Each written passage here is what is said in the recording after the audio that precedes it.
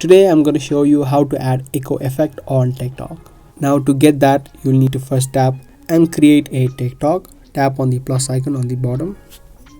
Now from here you can either straight take a TikTok or you can also upload it. Now once you upload it or taken a TikTok, what you need to do is you simply need to tap on the audio editing, which you can see on this right panel, second to last option. And right here you'd be able to see all of the audio effects. You can swipe left and find an option which says echo right here.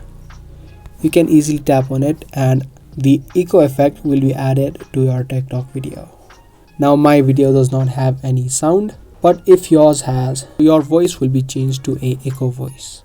Now you can tap on save on the top right, and there you go. You can now post it to your profile on TikTok.